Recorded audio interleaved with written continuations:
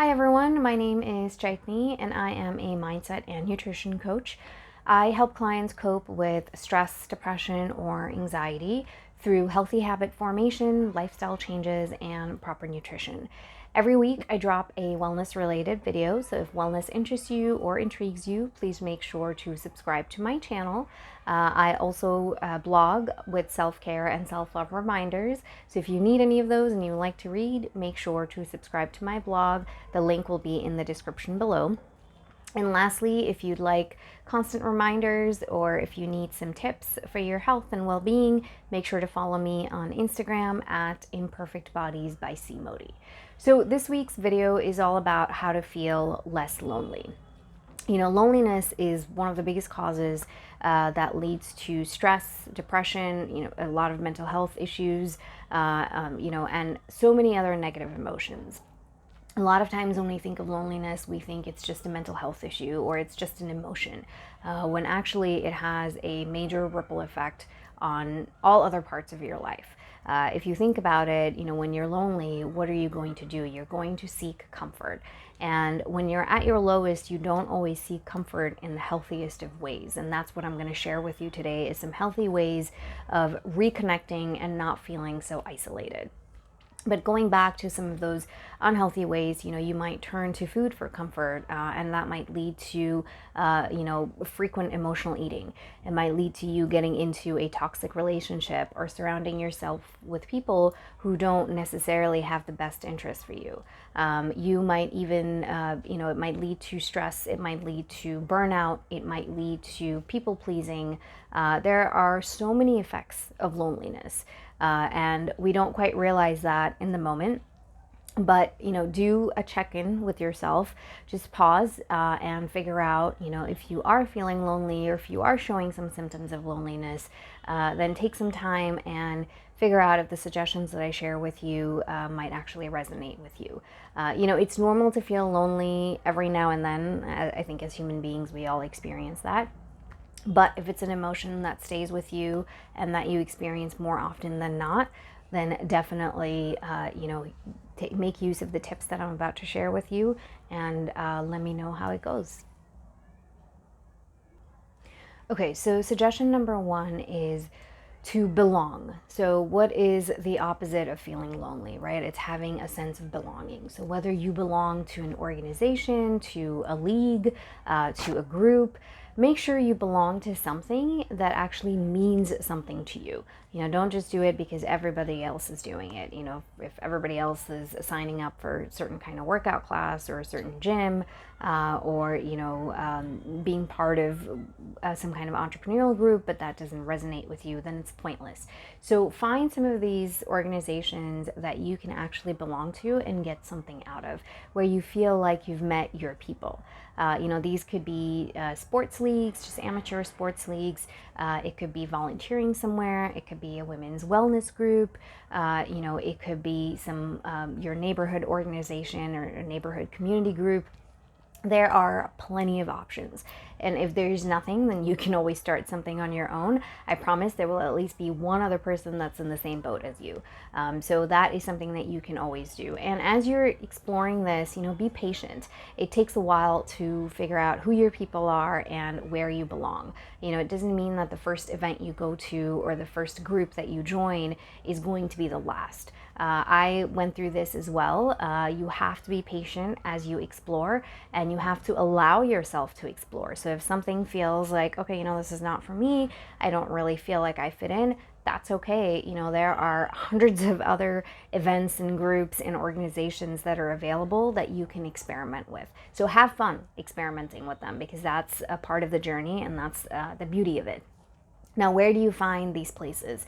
You can look on Instagram, you can look on Facebook events, you can look on Meetup, you can look on any of the neighborhood apps if you have them, wherever you live. You can look at the community board in your building or in a restaurant. You might just stumble upon something as you're running an errand. So keep your eyes and ears open. You never know what you might run into and where, but identify this for you. It could be a dance class. It could be, a group that focuses on playing certain board games. Yes, those do exist. So whatever your jam is, make sure you find something like that and go for it, because like I said, the opposite of feeling lonely is having a sense of belonging. So it's very important to be able to belong to something, whether it's a cause that's close to your heart or a group of people that mean something to you. Suggestion number 2 is limit your TV time and social media time. You knew this was coming. Both of these forms of entertainment, is what I'm going to call them, they can make you feel less lonely in the moment. They're a quick fix. They're a great way of making you feel, some sense of comfort and not lonely. But in the long run, they actually isolate you more and more. So it will take some level of discipline and some level of internal motivation. But start small. Start to limit that time. So instead of every night being Netflix and chill, or every night being, doom scrolling on Instagram or looking at videos on TikTok, maybe dedicate one evening a week to having a standing date with a friend, or a standing date of some kind of commitment, whether it's in your neighborhood, in your community, or like I said, joining a sports team. Or if you're a lifelong learner, studying for something, or signing up for something where you get to learn something new. So that is one way that will force you to get out of the house. Once you've made that commitment, once you've made that payment, every Friday evening is not Netflix and chill. Every Friday evening is a knitting class, which I have done, by the way. So that is one way to get out and start connecting with other people. That's social media and Netflix. I know it won't go away, or Netflix or Prime or whatever you watch. That won't go away instantly. It takes a while. So that's why I said start with one evening a week. It could be connecting with a friend. It could be, playing bingo in the neighborhood, or going to the neighborhood restaurant. It could be basically just getting out of your house and putting your phone aside and putting the TV aside, and actually connecting with another human being in whatever way that interests you. But it's extremely important to stop the screen time, or at least limit it and minimize it, and make that commitment with yourself, and just, say I'm going to start with one evening a week, or one afternoon, whatever makes sense for your schedule. Planning that out in advance, that's a very important piece of it too. Come Friday evening, you're like, I don't know what to do. You know what? I'm just going to watch a movie at home. It doesn't work like that. If you have decided that Friday evening is the night when you want to go out and you want to socialize and you want to be around people that matter to you and form some new relationships and bonds, you have to plan for it, at least 3 or 4 days in advance. Figure it out. You have it on your calendar, and you've been, looking forward to it all week long, and that's something that you can follow through with. So remember, it's really limiting that social media time and TV time. Suggestion number 3 is connect with your pets, or just connect with animals in general. If you don't have any pets, I understand this can be an issue, but we all live in places where there are stray animals around, or there are dog parks around. So even if you don't have a dog, go spend 30 minutes at the dog park. I promise it will lift your spirits. You will make some 4-legged and 2-legged friends. So with animals, they will strip you of your loneliness in a heartbeat. You are bound to form or feel at least some kind of deep connection to that animal, even if it's just in the moment. Thankfully, I have a dog, I have a pet. So for me, spending time with him is one way to feel less lonely. But if you live in an area where there are stray dogs or stray cats, that's an option. Like I said, the dog park is an option. Just going out in your apartment building or in your neighborhood, and you're going to find some pet owners walking their pets. That's another way to meet some of those pets and have some one-on-one time with them. And it's not just dogs and cats, it's all kinds of animals that you can find in your area. I live by a small garden, and sometimes I see birds there when I'm actually looking. They're always there, but that's something else that you can do is, just sitting there for 5 minutes and observing these birds and watching what they're doing. That is going to bring a smile to your face. That is going to make you feel less lonely as well. So connect with the animals. They really have this instant magic pill that can make you feel less lonely and make you feel like you belong and that you've connected with another being. Suggestion number 4 is stay connected with your loved ones. Again, this is where you have to make the effort. Having this expectation that the other person will call or that the other person will check in is just a recipe that will leave you lonely forever. If you want to connect, if you want to fix your loneliness, you have to make the effort. So whether it's with your family or your friends, you have to try and stay connected with them. I have a friend who has a Wednesday family call. So every Wednesday at a certain time, he lives on the West Coast. His family lives on the East Coast. He has a call with his parents and with some of his cousins, and they all check in with each other. It's not very lengthy, but they do that every single Wednesday. So he knows that Wednesday at a certain time, that's dedicated for a video call with his family. When I lived on my own and my parents lived miles and miles away, every morning I call them while I walked my dog Coco. It would really be just a 5 or 10 minute call. It was really a check-in call, but it was something that really helped me start my morning on a good note, where I wasn't starting off feeling something negative. I wasn't starting off feeling like, oh, it's another day where it's just me and it's going to be lonely. It was, all right, there are 2 people in this world who care about me very deeply, and I had a really sweet 10-minute conversation with them, and now it's time for me to get back to work. So anything like that, having a cadence for it can make a huge difference, but you have to make the effort. It could be a few quick chats, because I know we're all so busy. It's very easy to say, oh yeah, I'll call so-and-so later, or I really don't have time to have a conversation with so-and-so. I have 100 other things that I need to get to. So that's okay. You make things work for you. So if it's sending a few quick text messages, you do that. If you can have a phone conversation, it doesn't have to be very long. It could just be like 5 or 10 minutes. You do that. And take advantage of special occasions, birthdays, anniversaries, anything else that you like to celebrate.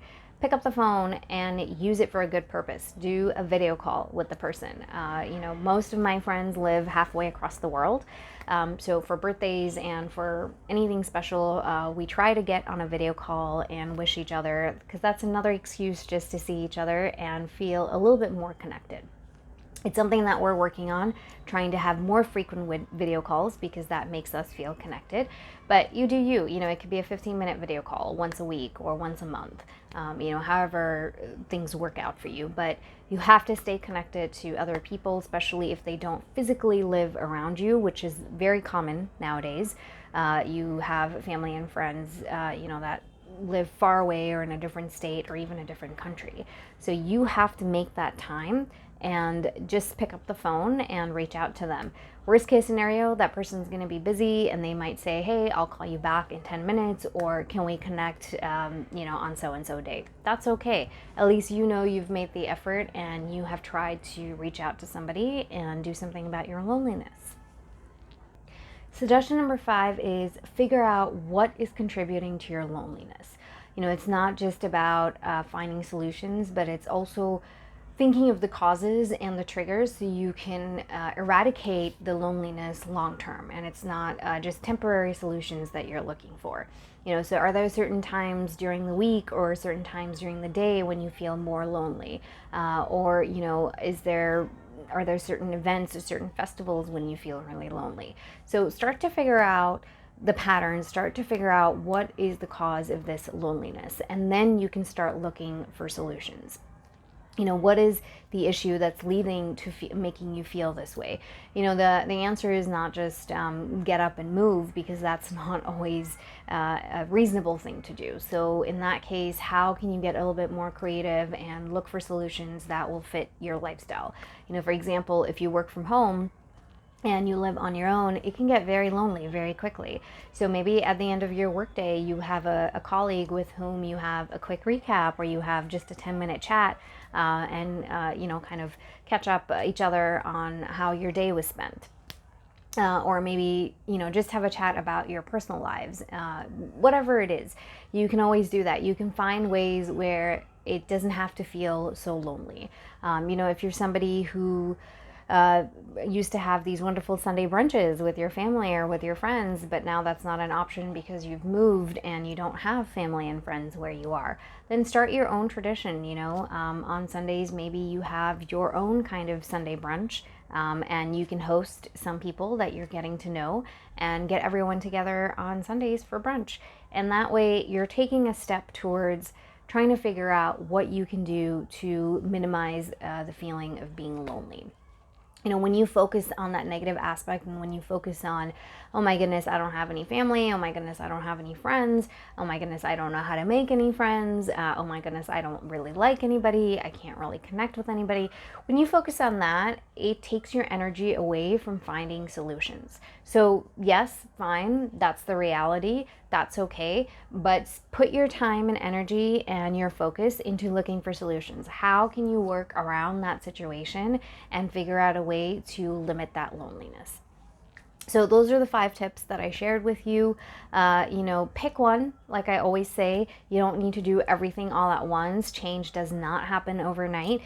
Pick one that doesn't scare you as much and that actually feels doable, and commit to it and see what comes of it. It's important to just have fun, to enjoy the process, as scary as it may feel, or as much as you don't want to do it. Just try to be in that journey, in that process, and the outcome will come. You will find your tribe, you will find your people, you will find a place where you actually feel like you belong, and where it's not just you and you and you.